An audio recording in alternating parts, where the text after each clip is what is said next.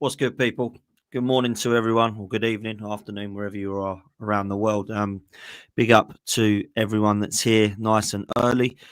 Big up to Lee Judges. It's myself and Lee. Lee was at the game yesterday. I wasn't able to get to the game last minute, something come up. So, if I'm honest with you, I'm quite glad that I didn't bother in the end because it didn't look very pretty. Weather-wise, it looked horrendous as well, particularly on the way home.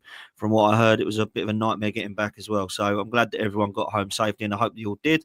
And I hope that those that went, big up to yourself, because I could hear you screaming, and the away fans of Arsenal never let themselves down. I'm just sorry that the players did yesterday. We're going to talk about that. We're going to talk a little bit about the game itself, the performance itself, some individual performances, some highlighted players that I want to talk about. I'm going to talk about Mikel Arteta. And we're also going to talk about the incident that, of course, this morning has been showed again and again and again, and that everyone's talking about now on TalkSport on the radio. Look, I don't want that to be the highlight of why we didn't win the game, because there's definitely more than that. But that is definitely a huge decision into why we didn't end up with 3 points, which we're going to talk about.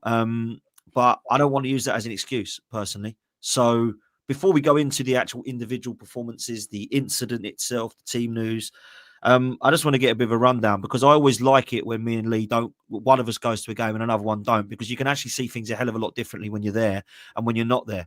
And I think sometimes the emotion can be taken out of it a lot more when you're not at the game, if I'm honest with you. That's my personal opinion anyway.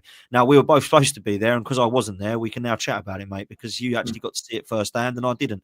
And both of us were probably normally saying, we were both at the game, we both saw it together, we both chatted afterwards, but we weren't able to do that yesterday. So I actually have not spoken to Lee other than a couple of text messages.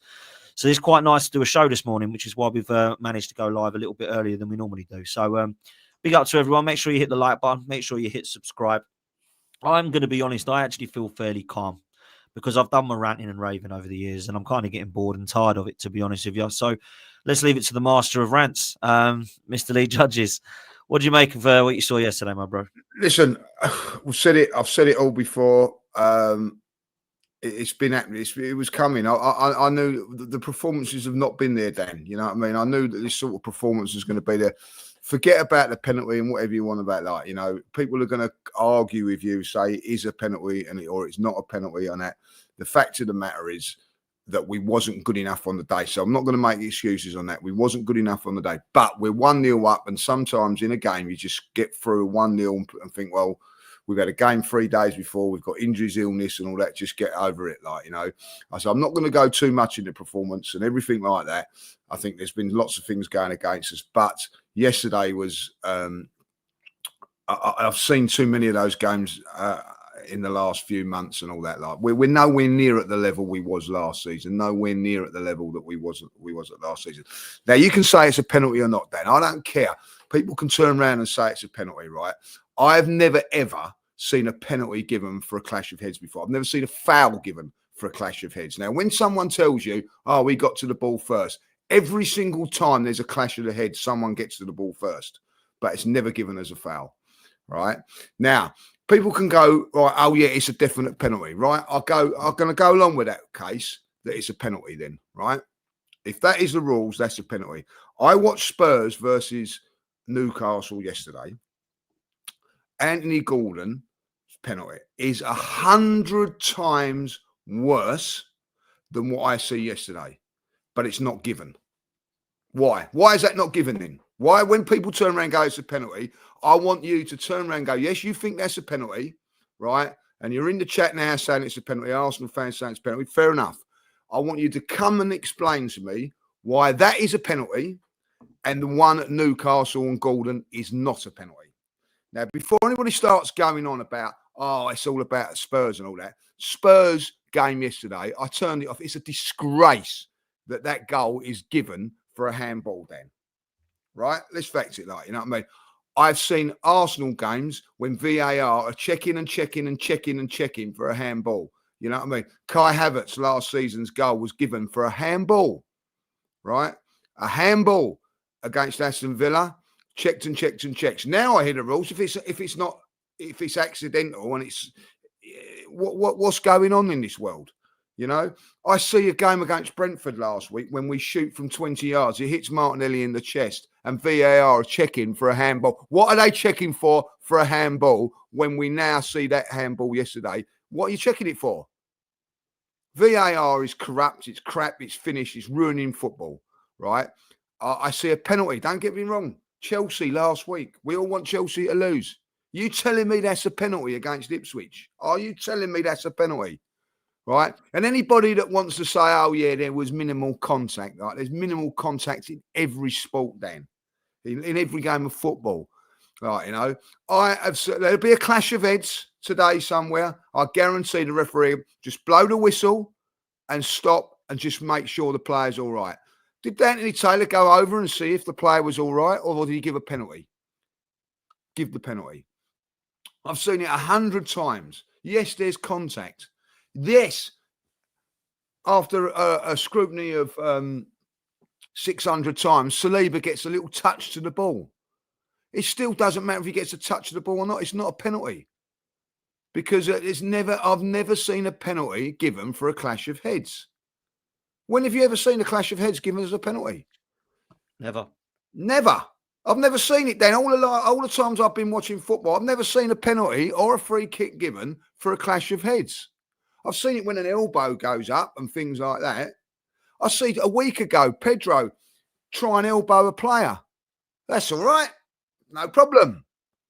You know what I mean? Like, what is going on in football? It's being ruined, mate. It's being ruined. I actually watched the game yesterday, and I'm coming home, and I'm going to be really honest with you, Dan. Arsenal's football at the minute is boring. It's boring to watch, right? I'm put it out there now. It's boring to watch. It's side to side. It's side to side. It's side to side. It's never going nowhere. It's very, very was predictable, but it's coached so very well. Everybody knows what they're doing, but it's not fantastic to watch, Dan. That game yesterday was freezing cold, right? And there's nothing that really got me excited about a game of football. You know what I mean? We scored a goal. I've looked at that 3 times. You telling me that the goalkeeper's not fault for that? If that was Raya, would you be happy with that goal? I wouldn't be. You know what I mean? Not at all. So it wasn't a great performance. So let's get away from the refereeing situation. We are not playing well enough. What did that front three do yesterday that you could turn around and go, wow, yeah, we're in for a chance of winning? I watched Liverpool the other day. You know, they look like they're going to score every time they go for. I don't see Arsenal looking like they're going to score every way. It's like training, right? This is what they do at training at Arsenal, right? Right, pass. If you get to 100 passes, you get a goal. That is not how football works, Dan. We've all played those possession-based games. It's a possession-based game that we play, right? It don't necessarily win you games of football because if you ever look back at the Brentford game, we had all the play and the first shot they get, they score. You know what I mean? We come back and played really, really well there. The other side of it is, Dan, and I'm going to be really honest with you, like, you know, the changing of the team continuously. I see a great interview yesterday with Eddie Howe when he turned around and says, I'm reluctant to change the team because we're winning. So I'm keeping it going. You know what I mean? If it gets tired, I'll have to take the consequences of that. But I see, like, you know, we have our right back. We don't want to play Newcastle at the moment. They're looking good. Oh, no, they're looking very good. They're looking very good. You know what I mean? Like, but we're playing Arsenal Football Club at this moment in time. Are playing with a midfield player playing at right back, professional football club. Now, people turn around and go, we've got injuries. Oh, yeah. Well, so I turn around, I'm not going to name him, but I turned around to someone yesterday and said, like, why are we playing at midfield? Because we've got injuries. So I said, all of our right backs are injured. I said, how many we got? He goes 3. So I said, well, name those 3 then. So he went, Timber. So I went, yeah. White, yep. And then he went, Tomiyasu. I went, Tomiyasu? He hasn't played all season. And that is one of the reasons why we're in this predicament, Dan. Because we've got players we're carrying because they're injured all the time. Tomiyasu should know that, you know what I mean, should be playing in these games. You know what I mean? Like, but he's never nowhere to be seen. You know, and you just have to say that the performances are not good enough. Now, you can put that on Mikel. You can say, like, I've heard people in chats today and that, get rid of him. He's useless. He's this and that. Let's get this right. He's not useless, right? He's a very, very good man. He's done a fantastic job with Arsenal, right? But the question is Is he going to get us over the line? Is he going to get... Now, this was the time, Dan. This was the time. I look at it now and I think this is the time. And I'm sorry. Yes, he's had injuries, but the failings of him are there to see. Are there to see. I look at... we've played right backs at left backs before. Have we not done that? Have we not played a right back at left back before? Well, why can't you play a left back at right back then? You know what I mean? I thought Tom. I want you to come in on this because I was at the game yesterday, so you do see it differently when you're watching it on TV to watching it. I thought Thomas Partey played all right. I've had people turning around to me and saying, "Are you kidding? He was crap." So you tell me. I didn't think he was that bad, but you know, he's just had a man in the match performance, Dan, at Brentford in midfield. And we're taking a professional football club going for the title of having to take a midfield player out to play at right back. Why? And the reason why is because we've got one player that's not played started a single game from the first game to why have we not addressed that? Bro, this is what I thought. I actually thought Thomas Partey was one of the better players. Personally, I didn't think he was a shambles. I didn't think he was awful. I hate him at right back, but he had 3 options yesterday, and he went with Partey at right back. And some people are saying that's the right one. He could have played Miles Lewis-Skelly at left back and Calafiori at right back. Yeah, he could have gone with 3 at the back and brought in wing backs, but he went with Thomas Partey. So that's on the manager, and the manager's decided. I don't think that's the reason we drew the game, personally. No. But I do think that I need to see Thomas Partey in midfield. But you can understand if you want to make excuses as to why Thomas Partey played there, because in Mikel Arteta's eyes, he's the cover for right back right now, and our right back was suspended for time wasting. I'll come to that in a minute. Trust me. I'll fucking come to that in a minute. Yeah? Because I ain't waited 5 years to take a corner. I'm glad they're booking them. Good. That's one thing the referee did do that was right. Book our players for trying to play this dark arts that's now got us 9 cards for time wasting, the most in the Premier League. Cheers for that, Mikel. That's why we're all suspended. Anyway, I didn't think Calafiori was great, but some people thought he was great when they went to the game. Said he was brilliant, absolutely amazing. Was he? What the hell did he do? It was brilliant. I didn't see, other than letting crosses come in and not getting close enough to your men and looking uncomfortable again at left back and getting out of position enough times. What did he do that was good? Apart from a few passes on the ball. He doesn't cross the ball. He doesn't overlap. I don't really see him inverting. He looks like a centre-back trying to play left-back. £40 million. Jesus. I want to see more from him. Giving him till the end of the season, by the way. Then I come into the midfield.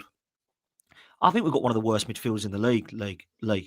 I've got to be real. I think our midfield is absolutely atrocious. I think individually they're all right. But as a unit, I think it looks the most unbalanced midfield I've ever seen in my life. It is the worst 5-year project of a midfield, and it looks like that. Jorginho, Rice and Marino. Brighton couldn't believe their luck. They must have sat there and thought, oh, blimey, they ain't got anyone creating, and their best number 6 are at right back. Nice one, Mikel. Thank you very much. We'll plough through your midfield. Mikel Merino. Can we bring back El Neni and not waste the 30 million that we have on this guy? Because all he does is pass it sideways and backwards like El Neni did, which we were told was crap and not good enough. And then, because he might get his bonson sank once in a while because he's a bit strong and a bit tall. That's what all this guy is. The turning circle of a bus, the slowest midfielder I've seen in a long time, no agility. What, and this is our upgrade on Granit Xhaka. Now, you know my thoughts on Granit, but Granit leaves him dead in the water, mate. Let me tell you that. He ain't nothing on Granit Xhaka. Crikey. And people thought this was going to be a top signing. I was told, we got this guy. He's won the Euros. He's going to be phenomenal for Arsenal. Not seen it. So that's 2 signings at the moment. The other 2 that we signed in our 8 out of 10 window haven't kicked a ball yet, hardly. One of them's now injured. The other one's a cup-tied goalkeeper. 8 out of 10 window. Brilliant. Do me a favour. Then I look at the other performances. I would like to apologise to another player. Declan Rice. I'm really sorry that you come to Arsenal, mate. I thought it was going to work for you, but this manager's destroying you, bro. He's absolutely destroying you because he thinks you're Steven Gerrard. Yesterday? Well, he thinks he's Steven Gerrard. I felt sorry for him yesterday. People go, he's awful, isn't he? What an awful game he's having. What did you think? What he was asked to do everything. I saw him defending. I saw him playing forward on the ball. I saw him driving forward. I saw him taking set pieces. I saw him putting in deliveries. I saw him linking up play. I saw him going. But you know what? None of it was great because he was a master of all trades. What do they call it? Jack of all trades, master of none yesterday. Because he was Yeah, asked to play great, 6, 8, and great, 10. great analogy. Great 6, analogy. 8, and 10. What was he doing? So what are the other two doing? Because I like Jorginho and I think he's come in and done a good job when asked. But he was atrocious yesterday. And Marino was a donkey, in my opinion, yesterday. It was awful seeing what he was trying to do. Mr. Sitter, by the way. Brilliant free kick from Declan Rice. Oh, that was Fooled everybody. Yeah. invented Fools that. everybody. And he's on his left-hand side with his left foot and he scuffs it wide. What have we got this guy in our midfield for? Honestly, Lee, £30 million. What a waste of money. Yeah. And Declan Rice at 105 million got got into team of the season, was our player of the season, got 12 man of the match awards last season, I think it was, or something, may even be more than that, playing in the number 6 role. We are destroying this lad. And we've wasted 105 million on him now because look at what he's trying to do with him. Bring him back. Then yesterday, we're not playing. Oh, we can't play number 6 because Partey's brilliant. And Partey's at right back. So why is he now playing in the number 10 role? Because Declan Rice was in Erdegaard's position yesterday. If you look at the game again, he's in Erdegaard's position. Then I come lastly to the front line. Oh, wow. I said we've got one of the worst midfielders in the league at the moment. We've definitely got one of the worst attacks. It was absolutely blunt as a knife. What is this Trossard doing? This is a guy who's come back to his former club, by the way, and is getting booed every time he kicks the ball. Maybe it got to his head. I thought at 28, 29 he could hack it, but he was a shambles. One of the worst players on the pitch yesterday. Nothing he did, invisible most of the game. And when he did try and do something, it just all failed. Martinelli come on. I think he's still rolling on the floor, rumour has it, in the snow. Because that's all he did yesterday when he come on. And then you've got Jesus, who, let's be real, I started to appreciate looking a little bit more sharper. He didn't get the ball much yesterday, and when he did, it weren't much that he was doing with it. And then we had to bring on Erdegaard, who, by the way, looked absolute dire. How the hell he got on the pitch, I don't know. I mean, there's that picture of him right at the end of full time. I don't know if you've seen it, where he's literally all of this fluid is coming out of himself because he's not well. What are we bringing him on for? I mean, he's not well, clearly, right? That's how desperate we are right now. So people will go, well, it can't be the manager then. It's injuries. We're desperate. So you're saying that this team ain't good enough then, the one he's assembled in the last 5 years? Is it not good enough? Is we not got squad depth? Because I was told we had a brilliant squad and it's fixed. And we're all going for an 8 out of 10 out window. And Man City is scared of us. And Liverpool are laughed at because they've got a slot who don't know what he's doing in charge. I'm sorry, man. Anyone who still thinks we're in a title race, give this a damn wobble. Because we're out, mate. We're done. Cool. Kaput. The game might be cancelled, I'm hearing today, Liverpool United, because of the snow again, right? So that might be the only reason that Liverpool won't go 8 points clear of us and potentially 11 when they beat Everton. Because they're going to beat Man United and Everton, by the way. And people are clinging on to that hope. That ain't going to happen. They're going to win both those games and they're going to go 11 points clearly in the new year of 2025. 11 points clear of Arsenal. And this is 5 years in with over £700 million spent. So I look at the manager yesterday and I see nothing, Lee. I understood. I was annoyed at the time, but I understand that Waneri's injured. So I understand why he had to come off. Frustrating, but he had to come off because he's injured. But he's tried absolutely nothing to change that up. Partey's still playing at right back. Nothing to change it up. No Miles Lewis-Skelly coming on. Even in midfield. Even if you want, and I don't like him. I know you're a fan, but I'm not a fan. Even bringing Zinchenko over a little bit of legs in midfield to try and give us something different. But no, we don't see it. Just like for like substitute. Martinelli on. Erdegaard on. The other two come off. Brilliant. Right, like for like again. Let's just keep going. It's a joke, mate. Look, I'm going to go into the penalty incident next, but I don't know what your thoughts are on what I've said because I'm just lost with it, mate. I'm lost with it, if I'm honest. I can't argue with what you said there. The only thing is, like, you've got to look at it and go, right, okay. Trossard last season, towards the back end of last season, when pressure was on, was outstanding. Shadow of the player he is now. Like, I didn't even know he was playing then. You know what I mean? I had to ask, is he, is Trossard playing? I didn't see him. I criticise Marino. People are having a go at me like they played well. I want more from a midfield player than what I see from him yesterday. I want more from Jorginho, but like Jorginho's 34 or 32, 33, plays a different role. But you're right, Dan. Like, you take it. He took Partey out of that midfield, right? And how can I say it? Like, just we see that midfield against Bournemouth, it didn't work. Right, I don't know if it was the same personnel, but it was certainly the same. I think it was the same personnel, if I'll be honest. Three holding midfield players didn't work against Bournemouth. Why are you doing it again? Give me a reason why you're doing it again. You got no players to do it. Yes, you have. Skelly plays in midfield. That's his role. That's where he played all through his youth football. Give him the go in there. I'll tell you what. I say this now. And I'm not having a go at Marino when I say this, because I think he was okay yesterday, like, you know what I mean? But Miles Skelly might be just okay. You know what I mean? Like, Liverpool have stuck in people like Curtis Jones and players like that and have got a tune out of them. Why can't we do that? Why can't we just take a... Sometimes in football, you have got no options, and you put someone there, it works, and you think, wow. And it's something you do. Maybe done that with Wayne Yearwood. Let me ask you this then quickly, right? Because you've been a coach. I haven't been a coach, right? I know a lot about football, but I don't to the level of you in terms of coaching. And I'm certainly not to the level of Clive or Graham when it comes to tactics. If I said to you now, Lee, we've got a bit of problems here, mate. We've got a bit of an issue at right back. Do we lose our midfield totally by bringing our best player out there and putting him at right back? That's one option. Or do we keep our midfield together because it's needed, because you need that to dominate a game of football, and try one of the young kids at right back, or try one of our left backs at right back? Would you advise that we completely destroy our midfield by putting him there? No, it's the last thing you want to do, surely. Listen, if Odegaard's fit, right, I get it. Right, I get it. I can go like, this is the conversation that I would have had if I was a manager, right? Yeah. Okay, right. We'll take Thomas Partey out at right, put him at right back. Our midfield will be Rice, Marino, and Odegaard. I'm happy with that midfield, like, yeah. The doctor comes in. Martin's not well. He's not really that well, like, you know what I mean? Okay, right, okay. Right. That changes everything, right?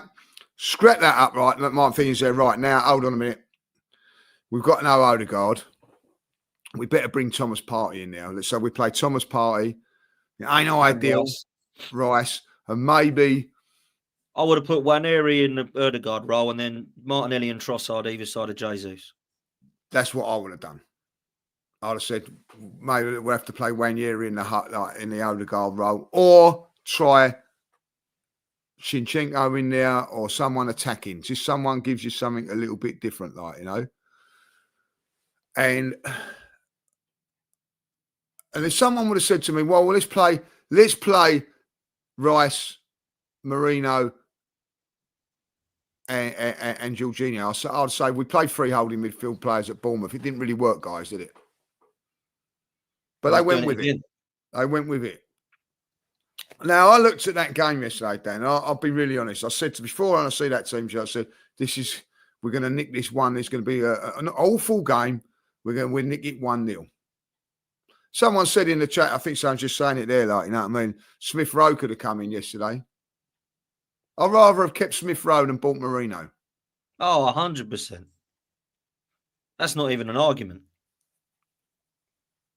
Yeah, I'd rather have kept El Neni, bruv. I don't see what this bloke does that El Neni couldn't do. He can come in and do a job. I was not a massive fan of El Neni, I'll put it out there, but I wasn't a hater of him. I thought he just come in and did a job. Well, that's what this Marino does, isn't it? He just comes in, he doesn't even do a job. He's not, I'm going to just criticise Marino. He's played a few games in midfield now, Dan, where he's not had the proper midfield around him. I'll be honest, he's not the one that's going to get the ball, drive 20, 30, 40 yards and whatever. Exactly. He's not going to do that. He's someone in there that wins the ball, gives it to Odegaard, gives it to his better players. So, you know, as much as I'm criticising him, there is a defence for why he didn't have a great game yesterday, in my opinion. The same you summed it up with Rice. Rice isn't going to open up teams. It's not his game. He's a driver. He's a player that breaks the ball up, does all of this sort of stuff. We're missing Odegaard. We're missing Saka. And we haven't really got any sort of chance at the moment. We had no options yesterday. Like, we couldn't even throw the ball long into the box because Havertz wasn't there, you know, as an option. You know, like, you don't like him starting, but he was not even an option on the bench yesterday where you could just chuck it in. I don't know if you noticed, their central defenders are quite big and intimidating guys. Jesus is never going to get nothing from them, Dan. Like, you know what I mean? So you've got to be, what's the word? You know, you look at that back four and I think, right, well, how are you going to beat that back four? You've got to beat them by being intricate, but we ain't got nothing in it. We did do that with the pass from Marino for the goal, by the way. It was a good little chip through, but we didn't do it enough because we didn't have enough in there, enough guile in the team to do that, Dan. We didn't. We were struggling. So you get to 1-0 and you're relying we're relying on defending, Dan, to win us games of football. You know, and then you're open to anything, and you're like, and that's what happened yesterday. Like, but ultimately, like, I'm not going to stick up for the three up front because they were poor. But what service did they get? What sort of balls did they get? And then was never going to, was they?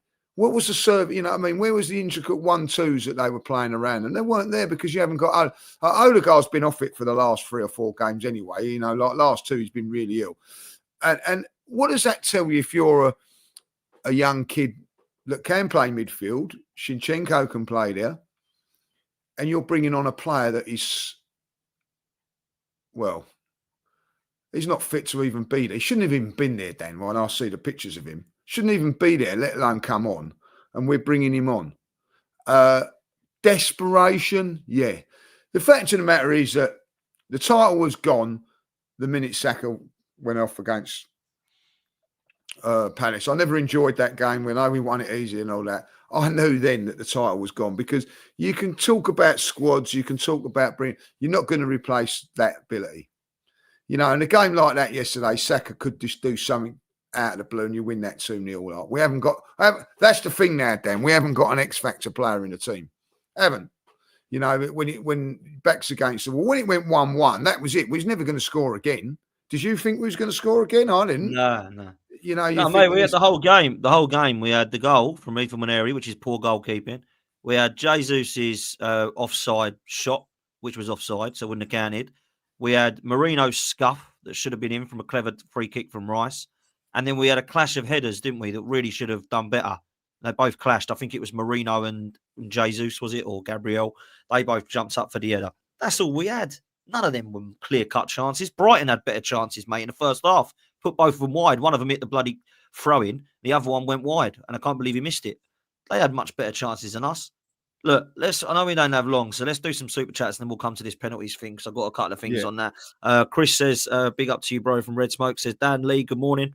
I was at the game yesterday. I was so unimpressed. Slow, lethargic football. Why are we time wasting in the first half? Yes, I do want to mention that as well, by the way.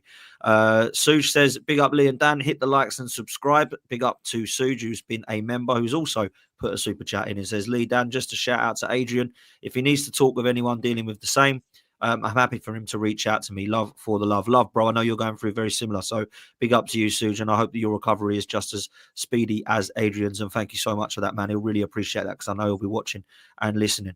The Real McCoy says, Anthony Taylor is the best Premier League ref, period. I reckon he is not an Arsenal fan, Lee. That's what I reckon. Ryan says, I've had enough now, lads. I'm not convinced that Arteta can get the most out of our attacking players. And far too many times decisions have left me baffled. Let me just quickly mention on the time wasting before we go to the penalty. Yeah, it's shocking. I've got a couple of clips. I don't know what we're doing there, bro. It's 26 minutes and Ethan Waneri is getting booked for taking too long. We got Timber who's suspended for that very thing. Yeah, okay, he's got 5 yellows, so it's not just that, but there are yellow cards, time wasting. Why are we doing it? What are we doing it for? Now we're 1-0 up and there's 27 minutes. I'd understand it if we're 1-0 up with 90 gone and we're trying to see the clock down. I get that. Ray has been booked, 1-1 against Chelsea, and he's getting booked. 1-1, not 3-0 or 1-0 with 2 minutes to go. 1-1. And now we're doing the same with Timber, and now the same with Ethan Waneri. We are top of the table in something, Lee. Yellow cards from time wasting. We've got 9 pathetic. So far. Pathetic. It is pathetic, and it needs to stop, man. I'm sick of it. Pathetic. Sick of it. No excuses on it, like, you know what I mean? Like, and I'm gonna be right. I think that we've been taking the Mickey with the corners along we're with them. Like, don't get me wrong. You know what I mean? Obviously the the referees have thought, oh, we've got to try and stop Arsenal winning these scoring goals from penalties. We let everything go, like the pushing and the shoving and everything. But we'll tell you what, we'll start booking them now. But I'm not gonna argue that. Like I'm fed up with it. Yeah, we got booked once. I don't know if it's so much time wasting. I think it's pathetic play. That's what I call it. Right, Thomas Partey yesterday. There's seconds to go. How long did it take him to take that throw yesterday? Is that time wasting? I don't think so. In the end, the referee got so fed up and ended the game. It's pathetic football from brainless people that are not knowing what they're doing. Or are they being coached so much that they're waiting for something to happen? Do you know, like a trigger, and it's not happening, so they, don't do it. I think they're being overcoached. So they're waiting, and it's happening. It's pathetic. I think it comes from the manager. I think it comes from the manager personally. Look, let's go into this incident before we do close, because I know we don't have long today because you've got to shoot off out. So let's talk about these penalty incidents, because I've got both of them and I'm going to show both of them. And I'm going to let the chat decide as well as yourself, Lee, because I know that you've seen both of these and maybe some of the chat haven't. I don't know. So this is the Saliba penalty, and this is slowed down. So as you can see here, obviously they've both gone for it. Now that looks like he's headbutted it. I headbutted him, right? Apparently. If you look at Saliba here, he's not touched him yet, headed the ball, and then he's clashed him. So he's actually won the ball, because the ball was actually at the back of his head. Now, I didn't see this until Curtis showed me this when I was on a stream with him last night, right? So he's won the ball. Now, why has that not gone to VAR to actually been slowed down like that and looked at? They took 3 seconds, apparently, from VAR. They looked at it and went, yeah, he's headbutted him, penalty. I agree with Anthony Taylor. Talk to me. What's happening?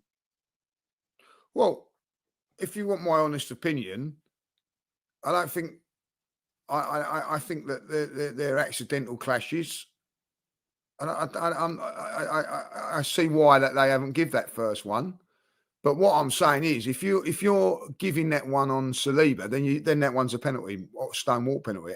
If I'm watching that, you go. If you how I can put this down, right, is that you go into a classroom, right? You're at a class, right, of refereeing, right? You're in there. Put these two up on the screen, right? What one's a penalty? What one's given as a penalty and one's not, right? You're going to go Anthony Gordon all day long. No, that's wrong. It's the other way around. I don't understand that. If you've either got they're either both penalties or they're both not, right? Can we agree that? Exactly that. If you're giving, you know what I mean? If both are penalties, right? I think that, you know, that's clear. You still got people saying it's a clear penalty when you've just shown, right, that he's headed the ball first. Right? There's still people in there saying that that's a penalty, even though he's touched the ball, which clearly say it. But I can see why people are saying it's a penalty. I go along with that, like, you know what I mean? Where's the consistency then? Out of the two, I'm watching that and I'm thinking that's a stonewall penalty. If that's a penalty on Saliba, that's a stonewall penalty. Why is that not one been given? Can someone answer me that? Why is that one not been given? Why are you people in the chat saying one's a penalty and one's not? Because they're saying that he's headbutted him. They're saying he's headbutted him. He hasn't headbutted him, has he? He's gone for the ball and he's been late. If you want to call that a headbutt to me is a malicious Zidane headbutt on Maserati. Yeah, that's what that for me on Maserati. That's for me headbutt. He's gone for the bloody ball and he's touched the ball. I didn't think he did. I thought I've never seen it happen before. I've never seen one given before. Maybe we will never will again. Well, let's see if we do. I've never seen before. Listen, if you go for the ball and you miss the ball and take the player out, it's a penalty, right? You know, that's on that theory. That is exactly right. What you're saying, like that's what people are saying. So I get that, right? So I'll tell you what. When there's a clash of heads, right? Yeah. Why is there a clash of heads in the middle of the field and no one does anything, right? It's not because someone's gone to headbutt someone. They've both gone for the ball, might both missed it. One might get it. How many times you see someone hit the ball and then go, I've got a scar on my eye here where I went up for a header and someone smashed into me, like, you know what I mean? Wasn't even given as a foul. You know what So I mean? let me Blood ask you coming this then. If Saliba goes down rolling around as well as Pedro and they're both doing this, I bet you nothing's given. Head injury to both players. Let's check they're both all right. Right, play on. That's exactly That's it. what would happen. They wouldn't go up as a penalty. Did you see Saliba headbutt him? And that's It's because a clash of heads. A clash Saliba's of been heads has hard. never been a You know, thing. I can see why the referee, to a certain degree, has given it because I'll be really honest. Pedro does really well, in my opinion, to make it look a lot worse than what it actually is. So, isn't it unbelievable that this referee, then I'll see some fucking unbelievable things against Arsenal. He sees a foul for Kivior at Liverpool in the last minute. He sees a foul there, he sees this one. You know what I mean? And then he missed something down the other end. You know what I mean? Great ref he is. What I'm saying is that VAR should look at that and go, hold on a minute. I see why you've given it, Anthony, but on video evidence, we can see he's touched the ball. That's the end of it, right? Then the one at Anthony Gordon, VAR have turned around and said, yeah, we're happy with that. Really? You're happy with that? If that's the case, the one against Chelsea, the dive. You know what I mean? I can see a referee being conned or making a mistake on that. VAR got a screen 15, 16 times. You know what I mean? Listen, I don't think it's a penalty, even though there's evidence now that he's touched the ball. I think it's a clash of heads. I've never seen a clash of heads given for a penalty. Right, I've seen it now. We're seeing penalties every week now because someone's going to win the ball, bang on the head. Oh, hey, I want a penalty. Straight away, ball goes up in there today. Man United play. Oh, he's touched his head. Penalty. Will not happen, Dan. You will never see another penalty for the clash of heads like that again. Can anybody in the chat quickly off their heads turn around and say when was the last time a penalty was given for that? Come on. When? You can't remember. Nor can I. Right? Can you remember the last time a player was booked for 2 bookings in the same movement? I can. Martinelli at Wolves. Name another time it's ever happened in football. Come on. Never. And this will never, ever be a penalty ever again. Ever again. And that is a fact. Because I've been watching football. I've played football at a good level and all that. I have never known a penalty for a clash of heads be given. Never, ever. Anybody that's come up now and says it? Tell me when it is. people are saying Gabriel got one. That's completely different. Fabianski punched him in the head. That's nothing similar at all. I don't know why people are mentioning that one. What is that? Oh. That wasn't a headbutt. He punched him in the head. We're talking a clash of heads. I've never seen it like, you know what I mean? Gabriel got one against Brentford the other day. There was a clash of heads, when you looked at it, it wasn't a clash of heads. He led him with his elbow. Not enough to be sending off and all that, but it wasn't a clash of heads, free kick given. When there's a clash of heads, I've seen blood on 2 players in the box. Straight away, people on. I've not, what is the result of that? A drop ball. Someone's hit someone, then. It's either a free kick or a penalty now, isn't it? If there's a clash of heads anywhere on a football field now, it's a free kick to someone. Or so if it's on the edge of the box and 2 players clash heads, it's a free kick to whoever that. It's got to be. Because the clash of heads happens all the time. I'm not making excuses about it, whether you think, I'm not making excuses on Arsenal's thing and all that. We're just talking about an incident. Did it affect the game? Yes, it did. But Arsenal should have played a lot better and won the game. We're not saying that. We're just saying that I want to know when a clash of heads has ever been given as a foul before. I can't remember. Certainly not as a penalty. But there'd be a clash of heads today with 2 players like today. I hope there is. By the way, I hope they're all right. But they're clash heads. And I'm interested to see what the referee does, who he gives the foul to. Because it's got to be a foul, Dan. Because they've clashed heads. Someone's won the ball, someone hasn't.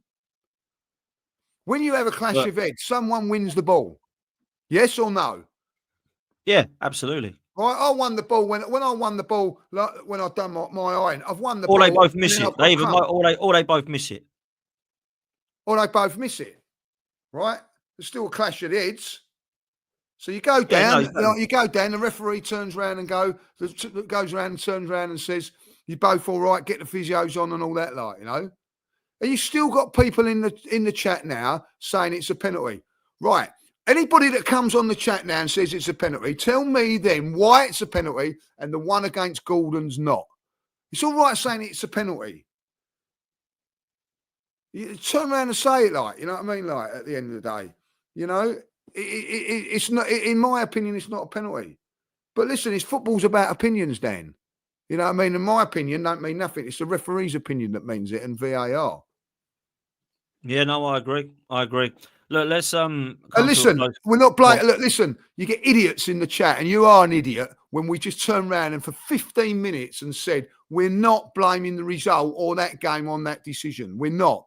We're just talking about it as an incident, blaming refs and blaming decisions. We're not. I'm not blaming. Arsenal did not lose or draw that game yesterday because of epoxy. Arsenal did not win that game. Or I'm going to say now, did not deserve to win that game. Right? Did not deserve to win that game with the performance. Can I get that right, Dan? Well, Arsenal didn't deserve to win yesterday. I agree. I agree. We've just spent a lot. We're 42 minutes now, and we've had the first half hour of it. Did Tottenham deserve to win yesterday? Did Tottenham deserve to win yesterday because of the handball and because of that penalty decision? I thought Newcastle were by far the better team in that first half. But decisions do matter. You know what I mean? Like, let's just talk about that handball yesterday, Dan, quickly before I've got to go. But it's a handball. I see it. I want Spurs to lose that game. And when it went in, I've gone, yes. And then when I've seen the handball, I've gone, it's disallowed. Yeah. You know what I mean? Then it's given. And I'm going, well, how's that given? How's that given when I'm standing at Brentford and yesterday celebrating a goal and it comes up VAR check for handball on Martinelli? Why are you checking the VAR? Why are you checking VAR at Brentford for a goal that Arsenal scored when the ball's been smashed at him? Right? When you're actually saying, well, no, handball's all right now. Listen, it's nothing about it's because his hand's in a natural position. But I know what you're saying. It's because of the consistency again. The referees are consistently inconsistent. That's what it is, bro. And you've got VAR that was supposed to sort that out. Look, you know, listen, at the end of the day, the penalty's been given. Arsenal still had 25 minutes to more than that, man. It was about 35. I don't know when the penalty scored. Arsenal had 30 minutes after that to create a chance and score a goal. They created one from a free kick, which was a very good free kick. Other than that, they created nothing. So it's not just the penalty. Can we just get that right? Arsenal were not good enough yesterday. They've not been good enough on 4 or 5 occasions this season. That's why we've drawn games, what we should have won. Yeah. When have we drawn a game which we thought, we got away with it? You know what I mean? Like, we haven't. We should have won at Man City for a proxy decision, but again, maybe the referee. Brighton at the first game, they should have been home and dry before that decision. We should have been more than 1-0 up before the referee was allowed to make a decision against Brentford. You know what I mean? Yesterday we was 1-0 up, didn't really play well. That's all I'm saying. Like, you know what I mean? Like, at the end of the day, we weren't good enough. We weren't good enough. We were crap, man. These last 2 super chats coming from Suge says annual wage bill Arsenal 4th behind City, Chelsea, United, over 170 million as the bill. Liverpool are over 45 million behind in 5th. We're back to 5 years ago. Nathan says no way that was a penalty. Get the point when players can't do anything to get the ball. Look, whether you think it's a penalty or not, we've looked at 2 decisions that have been given. One has, one hasn't, and that's what Lee's saying is there's no consistency. But let's just be real. We've known that for more than this season, in my opinion, that they were crap. Look, to close, Max, I know you've got to go. Just really briefly, Arsenal have got to do something this month, mate, to try and win a trophy league. Because at the moment, I don't think we're winning anything the way we're playing, bruv. Right, well, You think we're going to beat Newcastle over Nope. 2 legs? I don't. Nope. I don't think we're going to beat Man United or Spurs. I think that Newcastle will play their strongest sides. I don't think Arsenal. Well, we can't play our strongest side because it's not there, and we've got to just carry on playing what we're playing, and it ain't good enough. Yeah, look, we're a mess at the moment, and we've got a massive few weeks coming up, massive few games, and that means that we have to go in to the transfer window. Look, Lee, I'm going to let you shoot. I'm going to wrap this up for the last couple of minutes, but I know you've got to shoot off out, mate, and you're already late. So I'll wrap the stream up, mate, and have a good day, whatever you're going and doing, buddy. All right, we'll see you next time. Lovely. Cheers, my man. Going football now, like, you know what I mean, 6 aside, but keep warm, mate. Keep warm. I know, crazy, like, you know what I mean. But there you go. Like, all right, bro. Have a good day. All right, see you later. All right, take care. Cheers, guys. Thank you in the chat. Bye bye. A bit. Listen, people, let's wrap it up with the January transfer window, which, let's be real, is going to have to happen. I think very, very soon. We're going to have to be into a situation where we are going to have to sign a couple of players. And I don't think many people are going to like that. But we are going to have to sign a couple. And people will scream, oh, who are we going to get? How are we going to get anyone? Who are we going to buy? What's going to happen? Left, right, centre. I don't care anymore. I can throw names at you. Some you'll laugh at. Some you'll say not going to get. And I hate that. Not available. Not available. Well, we saw links with Cunha. He's now signed a new extension with Wolves, which is rather embarrassing when apparently we'd agreed personal terms according to Team News and Ticks, which is clearly an unreliable source now, because he stayed at Wolves. Let's bring in these last two super chats before we do wrap up. This is my thoughts. Pedro had control of the ball when he was headbutted, unlike a cross with two players challenging for the ball. Gordon's was even more of a penalty. I think what you're saying there is that there's inconsistencies, but you're also trying to justify why one was and one wasn't. Look, I thought it was fair when I watched it because I just thought, he's late. He's given a penalty. He's late. He's headbutted him. It's not the reason why we've drew the game. We ain't good enough. And then I slowed it down and watched it, and Curtis showed me. And you know, Curtis and me are not ones for moaning about referees and decisions, but he clearly wins the ball first, heads the ball, and then he headbutts João Pedro. So that's basically like winning the ball and going through and hitting the leg.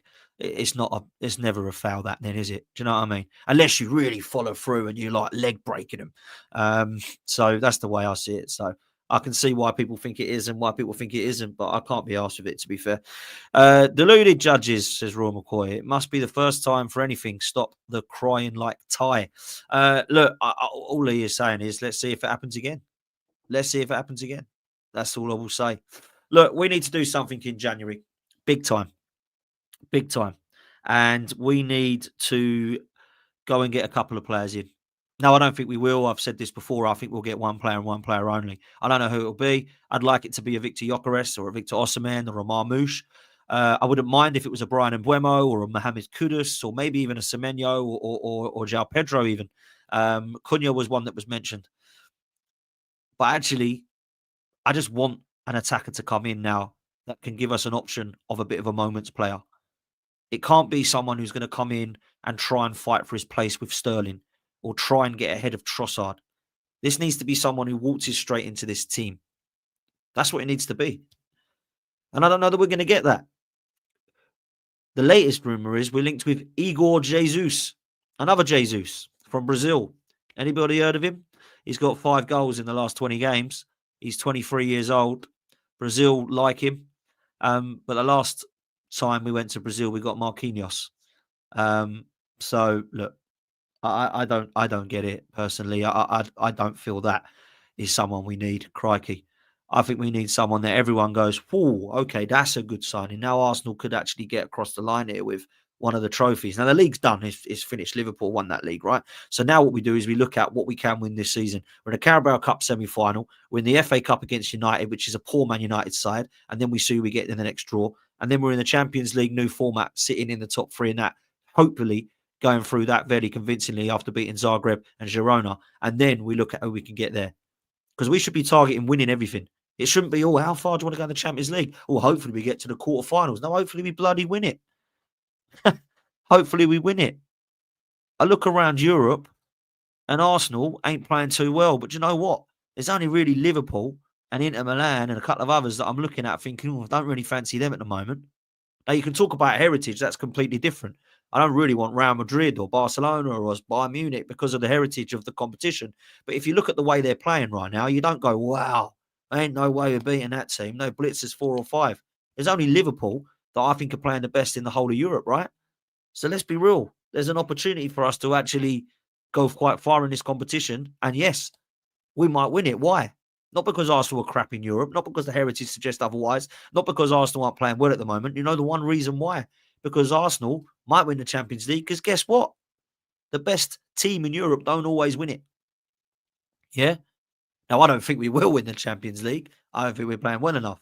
But I don't think it's always the best team that wins it. We see that in 2012 with Di Matteo's Chelsea, who come about 8th or 9th. We've seen that before with Rafa Benitez's Liverpool in 2005. We've seen it before with other teams. Hell, Jose Mourinho won it with Porto. Did anyone have that? No. No one predicted that.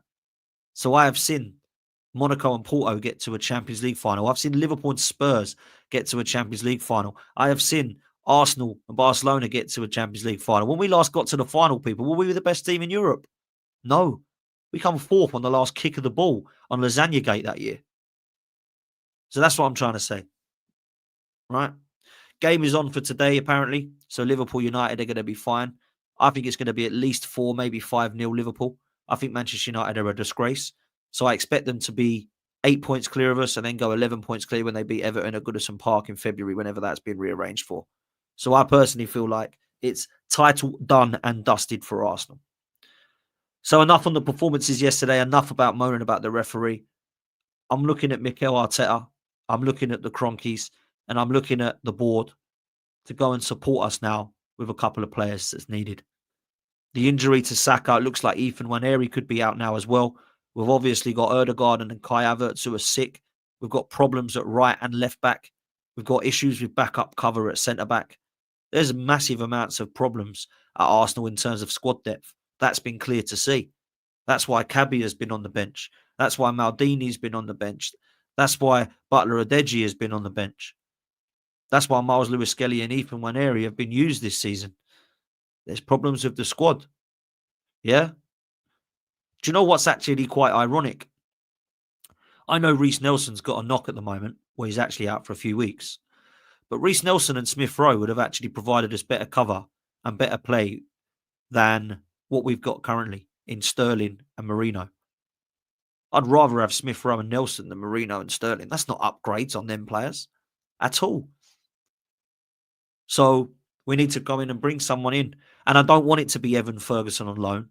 I don't want it to be Marcus Rashford. I don't want it to be a player from Brazil that no one's heard of.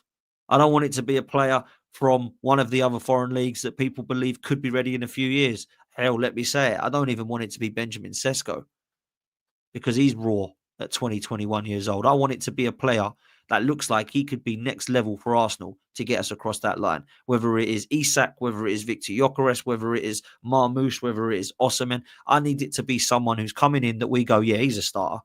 He's our new number 9. Or he's our new left winger. I think we want Nico Williams and Benjamin Sesko. That's what I honestly believe we want. It seems that we're really highly linked with Nico Williams in both the summer and January transfer windows. We ain't getting Isak. I don't think we're getting Gyökeres. There's no links whatsoever. I don't think we're getting Osimhen. There's no links whatsoever. Williams apparently could happen if we release the clause, but that's going to be on him then. Apparently he's quite happy and content where he is. So I don't think he's got his heart moved on Arsenal. And if I'm honest with you, he's not my number 1. Hell, I'd rather have Marmoush or Lookman because they're on form. They're on fire. I don't think Kai Havertz and Jesus gets us across the line. I don't think Raheem Sterling, Trossard and Martinelli gets us across the line. There's no Saka. Ødegaard isn't fit yet, but when he does improve, obviously we get him back to fitness. We'll see some creativity hopefully again. But he's not been on it this season. He's been injured for the majority of it. And then we've got a midfield at the moment that we can't seem to settle. A backline that keeps changing and chopping and changing and chopping its fullbacks. So we've got a run of games now where we need some help and support in the January transfer window. But concentrating on the near future to close, we've got cup games coming up. Tuesday night, we've got Newcastle where we need to win. because we need to go into St James's Park, the second leg, having a lead. If we draw or lose at the Emirates, I truly believe we're out. Because I don't think we go to St James's Park and win. Not with the way we're playing and the squad he's going to pick. I expect him to rotate here. We've got Newcastle, Manchester United, Newcastle, Tottenham. So we need to be in a situation where we can win every single one of those games. And if we're not going to win one, it needs to be a draw at St James's Park, but we go through on aggregate. Or a loss at St James's Park and we go through an aggregate. So we're going to need to take a 2-goal advantage into St James's Park for us to be fairly confident that we're going to go through. That's what I think. Ray is going to play in goal against Newcastle because Neto is cup tied. Timber will be back, so he'll play at right back. Calafiori, I believe, will remain at left back unless he goes with Zinchenko. I think he should play Saliba and Gabriel, but I've got a feeling he'll probably play Kivior and Saliba. In central midfield, I think he'll keep Jorginho in there. I think he'll probably look to play Jorginho, Marino, and maybe Odegaard if he's well. Waneri and Saka and Sterling are all out, so it'll have to be Jesus that goes wide right, and then Martinelli left, and then Havertz up top if he's fit. Otherwise, you'll have to play Martinelli right, Trossard left, and Jesus up top. And then you'll have to rotate again for Manchester United. Neto will come in goal because he's not cup tied. I don't know where he's going to play if he doesn't play that game. And then you could potentially look at doing something with Miles Lewis-Skelly. Maybe you have to bring in Zinchenko. I don't want to see him, but maybe you will. Because you can't play the same team here every single game. It's mad. It's absolutely mad. So, look, that's where I'm at, people. We need to go through in both of these cup competitions and win the North London derby. That means we have to win convincingly at home against Newcastle by 2 goals to go in with a lead. We have to beat Manchester United to get through to the next round. And then if we're 2 goals up, you could draw at St James's Park. Or you could lose 1-0 if you're 2-0 up. Then you go and beat Spurs and North London derby at the Emirates. And then we get to that game and we're a bit more aware of what the January transfer windows look like, what our position looks like when it comes to the cups that we're still in. Because I don't want to get to a stage where we get to, let's say, the 15th of January against Spurs, yeah, and we are in a position where we know that we're out of the cups, we haven't bought anybody yet, and we've lost the North London derby. Can you imagine? Ain't looking good. Let's bring in some of the last super chat of the day, which is from He-Man. He says, Dan, Saliba looked fed up at the end of the game. Well, look, he's probably fed up because he'd obviously given away the penalty, and that's the reason on the scoreline as to why we didn't win the game. Now, I don't think it is the reason we lost the game, that we drew the game, sorry, although it feels like a loss. But he's obviously disappointed. I know what you're trying to get at there, that he wants to leave and all that. I don't think they've got to that stage yet. I believe we keep Saliba here for the next couple of years, but his contract is due to be discussed in 2027 where it expires. So it's going to be discussed ASAP. I think he will go Real Madrid one day. I've said that. It's a different knock. I mean, we can't even convince a Wolves player to join us. They'd rather stay at Wolves. So how are we going to convince Saliba not to go to Real Madrid? I think he's going whatever because I believe that he will look at that and think, I want a new challenge. I've been at Arsenal here for, what it will be, 4 or 5 years. I'm 26, 25, 26. Like Trent, he can go and enjoy a good 5 years at Real Madrid, maybe even longer if he wants to. Same with Saliba, same with Alphonso Davies, who I think will go there on a free. And Real Madrid, I've got one of the best goalkeepers in the world in Courtois. If they get Trent, they've got one of the best fullbacks.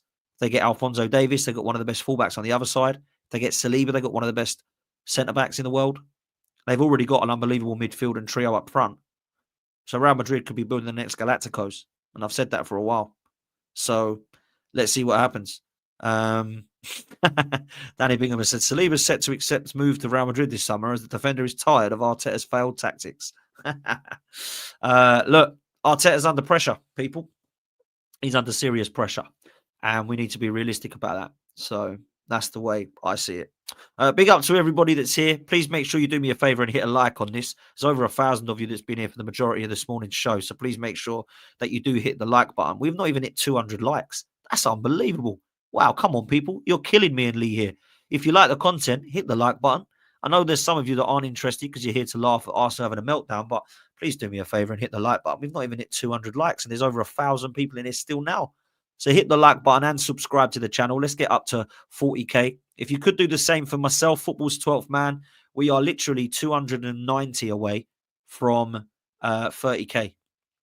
So if I could try and get that, that would be amazing. If there's 290 of you that can go to football's 12th man and hit the like button and subscribe on my latest fan cam, that would be amazing. We've got a show tonight at 7 p.m. This is London. That will be on football's 12th man. We're all in the mud, by the way, because Deji's team lost Spurs. Lawless's team got hammered by Man City, West Ham. You got D and Don that both shared a point at Selhurst Park. And obviously we drew as well. So no one's going to be giving it to anyone. Everyone's just going to be absolutely carnage on that show tonight at 7. It's just going to be whose team was worse than who. So that's that. Listen, we're out of here, people. Take it easy. And I will see you on the next one. Big up to you guys.